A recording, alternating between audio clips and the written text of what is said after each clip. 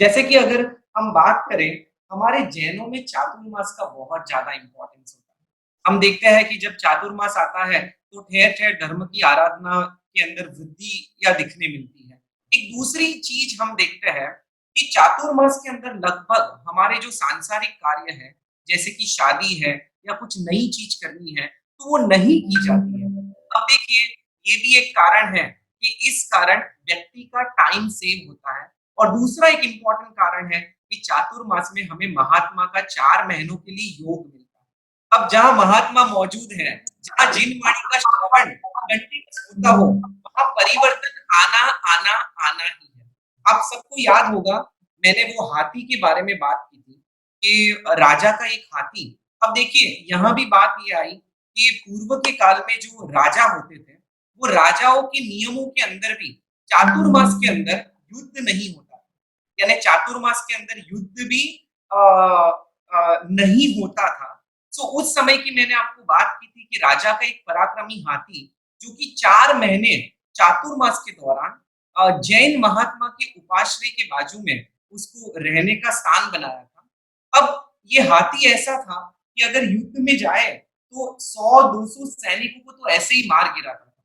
पर जब चातुर्मास के बाद इस हाथी को युद्ध में लेके गए राजा, तब देखने मिला कि ऐसा पराक्रमी हाथी युद्ध कर ही नहीं रहा है। इसके पीछे कारण क्या है? और जब मंत्रियों ने कारण फाइंड आउट किया, तो बहुत अच्छा कारण बाहर निकला कि हाथी को जहाँ बाँधा था, हाथी को जहाँ रखा था, उस स्थान के पास जैन साधु-साध्वियों का उपाश्रय था। अब 4 महीने जहाँ जिन वाणी का श्रवण होता हो, अहिंसामय जीवन का पालन होता हो, उस भूमि के आजू-बाजू के वाइब्रेशंस कैसे होंगे? अब देखिए, इस वाइब्रेशंस के अंदर रहने मात्र से हाथी के भावों में परिवर्तन हो गया। अब आप देखिए, हाथी तो कुछ शास्त्रों का श्रवण नहीं किया है, उसने तो कोई शास्त्रों का पठन नहीं किया है, फिर भी उसकी मानसिकता के अंदर इतना परिवर्तन आ सकता है। तो हमें तो गुरु भगवंतों का योग मिलता है, जिन वाणी श्रवण होती है, तो हमारे में तो परिवर्तन आना, आना, आना ही है। हाँ, हमारा इस साल ये दुर्भाग्य है कि हमको महात्मा का साक्षात योग नहीं मिल रहा है। सो ये एक कोरोना के कारण आपदा हमारे ऊपर आई है। पर फिर भी हमने इतने साल जो कुछ धर्म का अध्ययन किया है, उसका चिंतन करने का ये मौका है।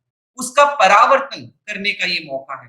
क्योंकि स्वाध्याय में हमने पढ़ा है कि स्वाध्याय 5 प्रकार के होते हैं, तो उसमें वाचना, पूछना और परावर्तना भी तो एक प्रकार का स्वाध्याय होता है।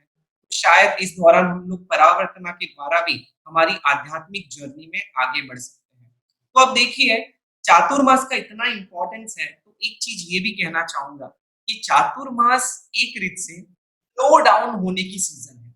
अब आप देखिए, हमारी लाइफ़ कितनी तेज़ से भागती है, हर चीज़ों में हम इतनी तेज़ी लेके आते हैं, तो कहीं-कहीं ऐसे लगता है कि हमें कहीं न कहीं स्लो डाउन भी होना चाहिए और हमारे बारे में भी सोचना चाहिए।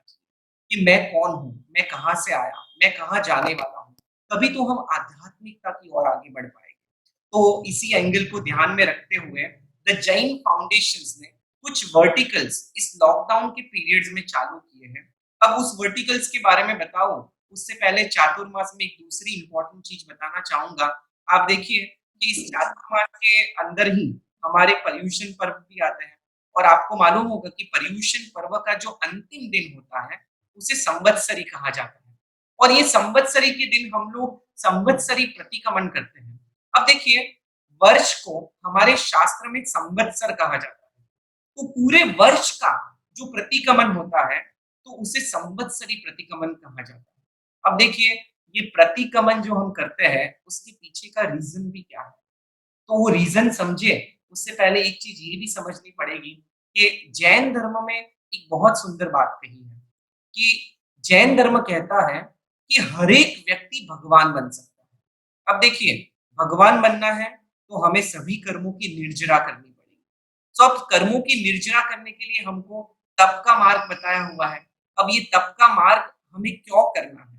तो तप का मार्ग हमारा इंटेंशन ये है कि हमें तप के द्वारा निर्जरा करनी है। देखो, काफ़ी लोग फास्टिंग का कॉन्सेप्ट साइंटिफिकली समझने में हेल्थ पर्सपेक्टिव से सोचते हैं। पर जैन धर्म कितना ब्यूटीफुल है कि जैन धर्म में आत्मा का पर्सपेक्टिव सोचा गया है। पर उसके अंदर लाभ हमें शारीरिक भी हो रहा है। जैसे मैं आपको एक सुंदर एग्ज़ाम्पल देता हूँ, कि थोड़ी सोच चेंज होने से हमारे लाभ कैसे बढ़ जाते हैं। अतुल भाई एक माँ हती एक माँ थी और उसका बेटा घर पे जभी भी खुद की रूम से बाहर निकलता है, तो तभी उसकी माँ देखती है कि हमेशा लाइट और पंखे चालू ही होते हैं। तो माँ ने एक बार उसे डाँटा कि तुझे समझ में नहीं आता? जभी भी रूम से बाहर आता है, तो लाइट और पंखे चालू ही होते हैं, कितना बिल आता है? अब दूसरी जगह पे सेम इंसिडेंट हो रहा है, वहाँ भी एक माँ है, वहाँ भी एक बेटा है, पर माँ जैन धर्म को बहुत अच्छे से समझी हुई है। तो जब बेटा इसी तरह लाइट, पंखे और ये सब चालू करके बाहर आया, तो माँ ने उसको कहा कि तुझे समझ नहीं आता है कि ये जो इलेक्ट्रिसिटी होती है, इलेक्ट्रिसिटी उसके अंदर भी जीव होते हैं। तो हम जो भी इलेक्ट्रिसिटी यूज़ करते हैं, तो उसके अंदर तेऊ-कायो के जीवों की विराधना होती है। सो बेटा हमें जब नहीं आवश्यक है तो हमें नहीं चालू करनी चाहिए। अब देखिए माँ का पर्सपेक्टिव चेंज हो गया। अब आप देखिए कि पहली वाली माँ थी, तो उनको सिर्फ लाइट बिल के अंदर कुछ फ़ायदा हुआ रहेगा। पर यहाँ सिर्फ पर्सपेक्टिव चेंज होने के कारण पर्सपेक्टिव और भाव चेंज होने के कारण दूसरे जीवों को शाता पहुँचे, अशाता ना हो, ये भाव भी अंदर आने के कारण पुण्य का बन भी हुआ, कहीं भावों के कारण निर्जरा भी हुई और साथ ही साथ लाइट बिल भी बचा। यानी आप देखिए कि थोड़ा पर्सपेक्टिव चेंज करने से लाभ कैसे चेंज हो जाते हैं। तो उसी प्रकार मैं वापस क्लियर करता हूँ कि हमें कोई भी तपश्चर्या करें, उसमें लक्ष्य तो कर्म निर्जरा का ही रखना है। सो बहुत-बहुत धन्यवाद आज आप सबका जुड़ने के लिए। तो हम आज के सेशन को विराम देते हैं और हम प्रेयर के साथ आगे बढ़ेंगे।